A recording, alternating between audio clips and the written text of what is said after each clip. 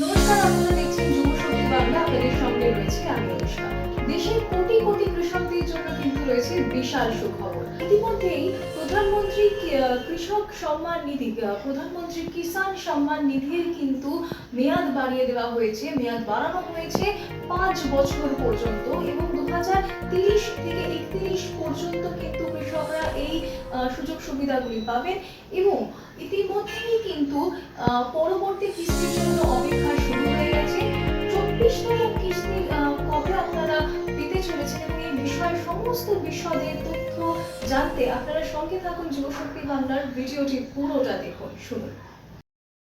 প্রধানমন্ত্রী কিষাণ সম্মান নিধি যোজনার মেয়াদ আরও 5 বছরের জন্য বাড়িয়ে দিল কেন্দ্র সরকার। 31শে জুলাই কেন্দ্রীয় মন্ত্রিসভার বৈঠকে এই সিদ্ধান্তে অনুমোদন দেওয়া হয়েছে। নতুন সিদ্ধান্ত অনুযায়ী 2030-31 অর্থবর্ষ পর্যন্ত এই প্রকল্প চালু থাকবে। এর জন্য মোট 3.15 লক্ষ কোটি টাকা বরাদ্দ করেছে কেন্দ্র। দেশের কৃষকদের আর্থিকভাবে আরও শক্তিশালী করাই সরকারের লক্ষ্য। তার বক্তব্য, এই প্রকল্পের মাধ্যমে কৃষকরা বীজ, সার এবং চাষের অন্যান্য প্রয়োজনীয় খরচ মেটাতে সাহায্য পাচ্ছেন। এই প্রকল্পের আওতায় বাড়ছে 3 কিস্তিতে মোট 6,000 টাকা সরাসরি কৃষকদের ব্যাংক অ্যাকাউন্টে পাঠানো হয়। প্রতি 4 মাস অন্তর 2,000 টাকা করে দেওয়া হয়। এতে মধ্যস্থভোগীর কোনো ভূমিকা থাকে না। প্রকল্প চালু হওয়ার পর থেকে এখনো পর্যন্ত 23টি কিস্তির টাকা দেওয়া হয়েছে। সরকারি তথ্য অনুযায়ী মোট 4.47 লক্ষ কোটি টাকারও বেশি অর্থ সরাসরি কৃষকদের ব্যাংক অ্যাকাউন্টে পৌঁছেছে। শুধু 23তম কিস্তির 9.49 কোটির বেশি কৃষক 18,984 কোটি টাকার সুবিধা পেয়েছেন। নীতি আয়োগের ডিএমইও রিপোর্ট বলেছে, প্রায় 92% কৃষকের টাকাই কৃষিকাজেই ব্যবহার হয়েছে।